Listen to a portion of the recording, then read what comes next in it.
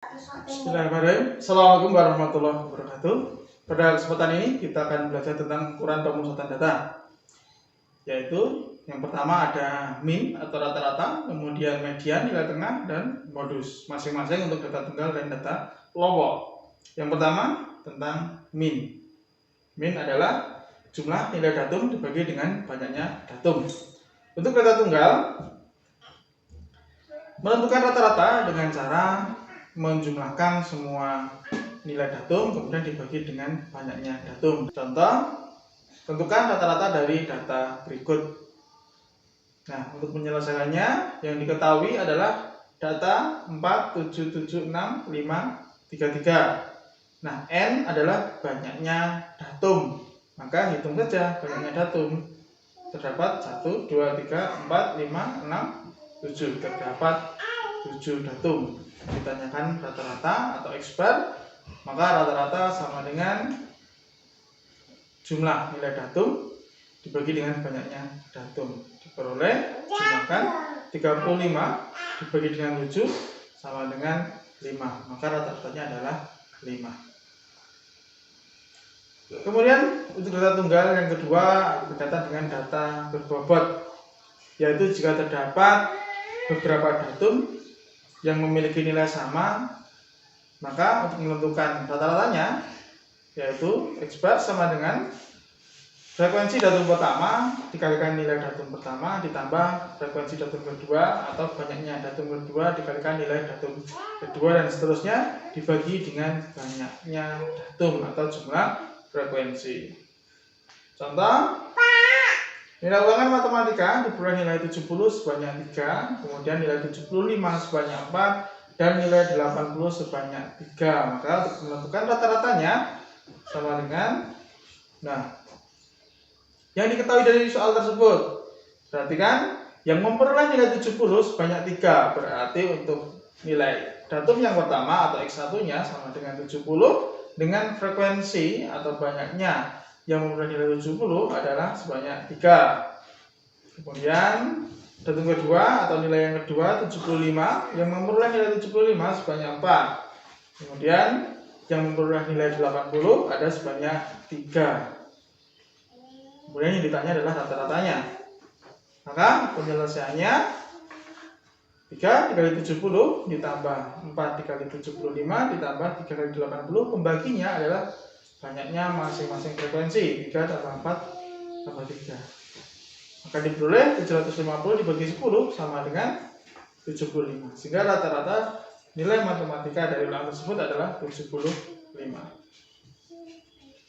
Kemudian yang ketiga untuk rata-rata gabungan. Jika data yang diketahui berupa nilai rata-rata, maka untuk menentukan nilai rata-rata setelah digabungkan, maka rumus ini hampir mirip dengan rata-rata berbobot, hanya saja yang diketahui adalah nilai rata-ratanya, yaitu rata-rata gabungan sama dengan banyaknya datum yang pertama dikalikan dengan rata-rata data pertama ditambah banyaknya datum kedua dikalikan dengan rata-rata data kedua, dan seterusnya dibagi dengan jumlah frekuensi.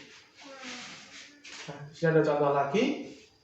Ketahui tinggi badan dari 10 siswa putri adalah 160 cm, kemudian untuk 20 siswa putra adalah 170 cm. Tentukan tinggi rata-rata seluruh siswa. Yang diketahui dari soal tersebut adalah bahwa terdapat 10 siswa putri yang memiliki tinggi badan 160. Maka rata-rata data pertama sama dengan 160 dengan frekuensi 10.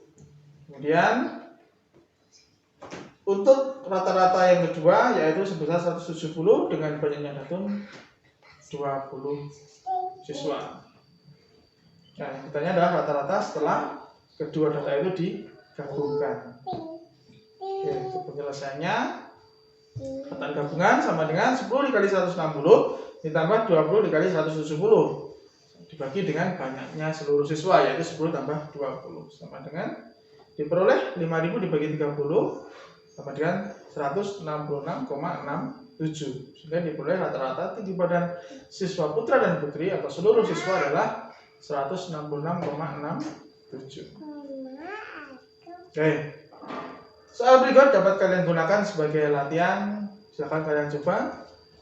Oke, saya lanjutkan. Tes kedua ini yaitu menghitung rata-rata untuk data kelompok. Rata-rata data kelompok dapat dihitung dengan cara jumlahan dari frekuensi dikali dengan nilai tengah dibagi dengan banyaknya frekuensi. Nah, sebagai contoh, diketahui tabel berikut. Untuk kelas pertama, interval 35 sampai 39 dengan frekuensi 5. Kemudian pada interval di kelas kedua, pada interval 40 sampai 44 terdapat frekuensi 10 dan seterusnya sampai dengan kelas keempat.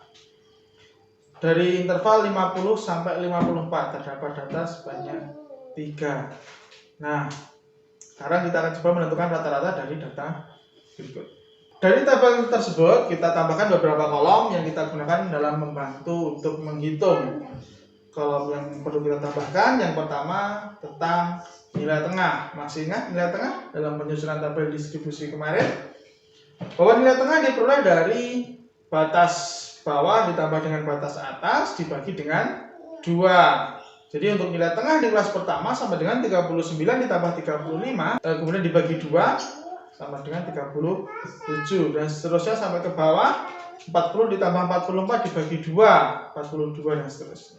Nah, kemudian kita tambahkan lagi kolom keempat, yaitu kolom FI kali XI. FI adalah kolom frekuensi, XI adalah kolom nilai tengah. Nah, ini dikalikan. Pada kelas pertama kita kalikan antara 5 dengan 37, maka diperoleh nilai 185. Pada kelas kedua kita memperoleh nilai 420, diperoleh dari 10 kali 42, dan seterusnya sampai dengan baris terakhir. Kemudian kita jumlahkan nilai-nilai pada kolom FI kali XI, disebut sebagai sigma FI XI. Kita jumlahkan diperoleh nilai 1325. Oke, sekarang rata-ratanya adalah 1325 dibagi dengan 30, maka diperoleh 44,17. Oke.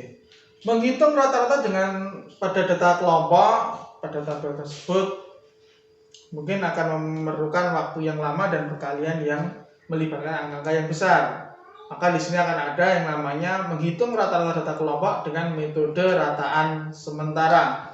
Nah, untuk menentukannya, rata-rata sama dengan rataan sementara ditambah sigma atau jumlahan dari FI kali DI dibagi sigma FI atau jumlah dari frekuensi, di mana DI adalah selisih antara XI dengan rataan sementara. Nah, contohnya, oke, dari contoh berikut dapat kamu lihat. Ini soalnya masih sama seperti yang kita hitung pada kegiatan sebelumnya. Nah, bedanya ini nanti akan kita kerjakan dengan metode rataan sementara. Oke, dari data tersebut, langkah pertama adalah kita buat satu kolom lagi. Sama seperti sebelumnya, kita tentukan nilai tengahnya dulu. Dengan cara yang sama, maka diperoleh nilai tengahnya untuk masing-masing kelas adalah 37, 42, 47, dan 52. Kemudian langkah selanjutnya, langkah kedua adalah menentukan rataan sementara. Rataan sementara ini biasanya dipilih pada kelas atau interval yang memiliki frekuensi terbesar, atau setidaknya dia letaknya di tengah. Dalam contoh ini kita menggunakan rataan sementara adalah 47. Jadi rataan sementara itu kita pilih salah satu dari nilai tengah. Nah, di mana 47 ini mempunyai frekuensi 12. Langkah selanjutnya kita buat tambahan satu kolom lagi, yaitu kolom dalam mencari nilai D, yaitu selisih antara nilai tengah dengan rataan sementara. Cara mencarinya bagaimana? Kita kurangkan antara XI dengan DI. Nah, yang pertama, karena kita tadi memilih rataan sementaranya 47, maka pada baris kepada kelas ketiga yang mempunyai nilai tengah 47, kita kurangkan dengan 47. yaitu sama dengan 0. Kemudian bawahnya nilai tengahnya adalah 52. Kita kurangkan dengan rataan sementara 47, maka memperoleh nilai 5. Kemudian di bagian atas, baris atasnya 42 kita kurangi dengan 47, maka memperoleh hasil negatif 5. Kemudian baris atasnya memperoleh hasil negatif 10. Oke. Kemudian kita tambahkan satu kolom lagi untuk menentukan nilai dari FI kali DI, yaitu kita kalikan nilai pada kolom frekuensi, kita kalikan dengan nilai pada kolom D. Pada baris pertama kita peroleh 5 dikali. Pada baris pertama kita memperoleh, pada baris pertama kita mengalikan antara 5 dengan negatif 10, maka diperoleh negatif 50. Baris kedua 10 dikali dengan negatif 5, negatif 50 dan seterusnya sampai di baris terakhir 3 dikali 50. 3 dikali 5 sampai 15. Kemudian jumlahkan di kolom FI kali DI, maka akan memperoleh nilai sigma FI DI, yaitu negatif 85. Kemudian sigma F, jumlahan pada kolom frekuensi, diperoleh 30. Nah, selanjutnya menentukan nilai rata-rata, yaitu sama dengan rataan sementara ditambah sigma FI DI dibagi sigma FI. Rata-rata sama dengan 47. 47 ini dari nilai dari rataan sementara yang kita pilih tadi. Kemudian sigma FIDI-nya negatif 85, sigma FI-nya 80. Dibagi, kemudian kita jumlahkan karena nilainya negatif, maka nanti diperoleh 44,17. Nah, nilainya akan sama, yang berbeda adalah langkah penyelesaiannya. Dengan metode ini, maka yang perkalian dalam menentukan rata-ratanya akan lebih sederhana dan lebih mudah. Nah, latihan berikut dapat kalian kerjakan untuk menambah pemahaman kalian dalam menentukan rata-rata data kelompok. Kemudian untuk kegiatan selanjutnya kita akan mempelajari tentang median, yaitu nilai tengah. Untuk kegiatan ini cukup. Terima kasih. Assalamualaikum warahmatullahi wabarakatuh.